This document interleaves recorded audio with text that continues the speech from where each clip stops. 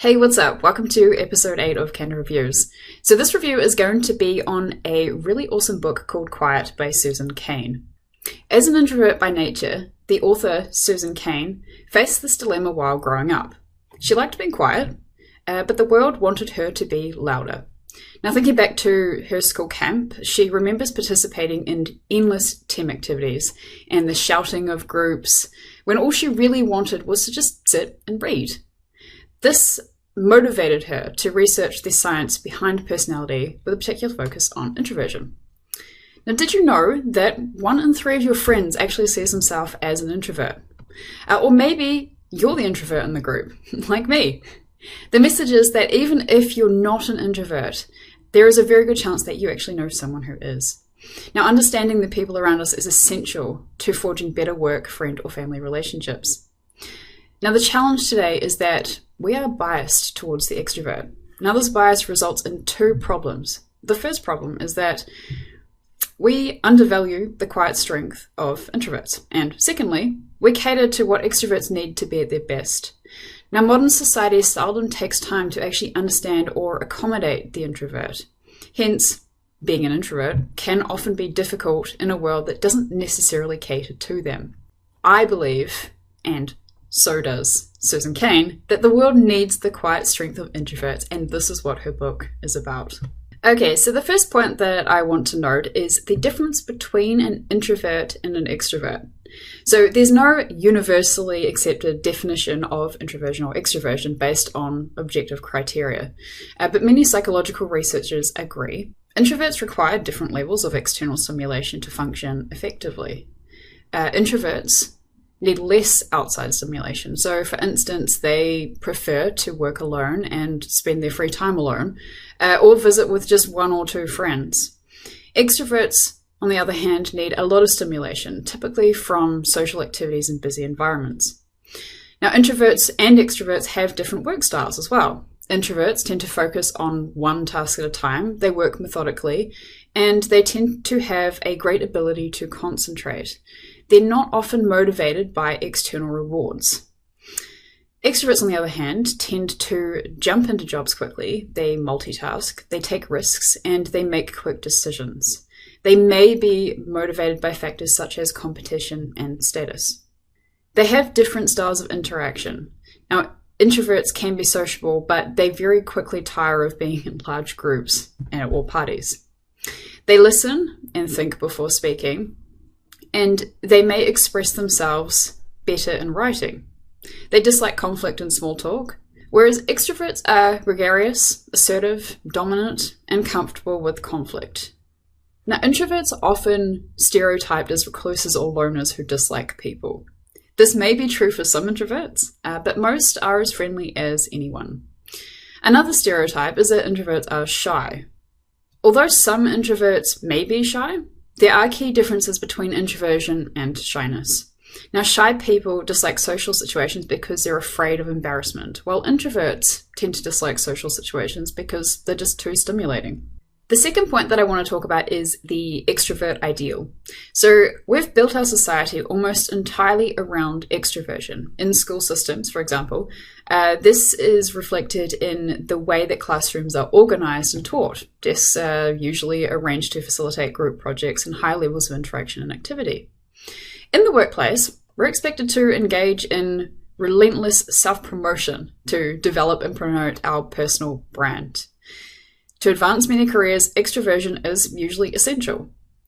Now, introverts, as both children and adults, are constantly pushed to be more outgoing. Parents and teachers urge children to come out of their shell and be more sociable and to participate more in class. Adults are being chided for being in their head too much or seen as disengaged at work when all they want to do is think rather than react off the cuff. But this focus on extroversion has its downsides. Now, one downside in the business world is a preference for what they call group think that prioritizes teamwork above all. Now, it is based on the erroneous belief that creativity and intellectual achievement come from collaboration. In reality, an exclusive focus on teamwork actually undercuts creativity, which requires solitude and intense concentration. These are 2 things associated with introverts. Groupthink is responsible for 3 work phenomena noted in the book that hinder creativity. So the first one is open offices. Now I have a pet hate for open offices. Many companies have implemented open office designs with no walls or private offices with little to no privacy. Studies have shown that open office design creates noise, disruption, and stress, which reduces rather than enhances productivity. Multitasking. Businesses prize multitasking as a way to get more done, but this doesn't actually work. Researchers show that the brain can't focus on 2 things at one time. It actually switches back and forth between tasks, which lowers productivity and increases mistakes by up to 50%. And brainstorming. While businesses use the term brainstorming to spur creativity, research over the last 40 years has actually highlighted that the team brainstorming doesn't generate business ideas. The way to encourage creativity and achievement while avoiding the pitfalls of groupthink is to redesign the collaboration process so that it incorporates the strengths of both extroverts and introverts. And this can look something like the following.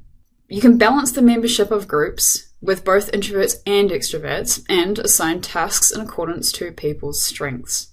You can use online brainstorming. In contrast to brainstorming in a group meeting, well-managed online brainstorming groups are actually effective at generating ideas. The online environment is more conducive to thoughtful give and take, at which introverts actually excel. And you can create flexible work environments where people can choose to connect in social spaces or work from home or alone in a quiet place. And the third point from the book is about stretching your temperament. So studies of personality suggest that introversion and extroversion are biologically based. Introversion is associated with traits observable starting in infancy, including high reactivity to stimulation, alertness, sensitivity to nuance, and feeling emotions more intensely. Now, acting out of character does, however, take a mental and emotional toll. Introverts manage this by recreating restorative niches for themselves. These are mental breaks or physical spaces in which they can recharge. Now, I'm required to do this at my work a lot, with running meetings, open plan office environments, and constant interruptions and distractions. Although I am a true introvert, I do find a balance by creating quiet times in my day, which means leaving the office at lunchtime for a walk and keeping the evenings quiet at home. Throughout my life, I have noticed the negative impacts I experience if I do not maintain a balance between the extroverting and the introverting, and also being mindful that I can only stretch myself past my natural temperament so far and for so long. I also try to be mindful not to take on jobs that require more extroverting than I can actually give, and then I can create that balance by keeping these social interactions to a minimum. So to conclude this review, whether you're an introvert or an extrovert, we all need to evaluate personality types and create win-win situations for everyone. It's not fair that there's a cultural bias towards extroverts and that the world has been tailored to accommodate their needs. It is worth assessing where we and those around us fit on the continuum. After that, we can adapt our environments to bring out the best in ourselves and others. Being quiet and shy isn't a weakness, and Susan Cain reminds us of the introvert's quiet power, as well as the unique needs and invaluable contributions. The final message is that introverts need to take their power back. We should all be aware that there is no one-size-fits-all when it comes to how we function best. So I hope you enjoyed this review. Thanks for watching. See you next time.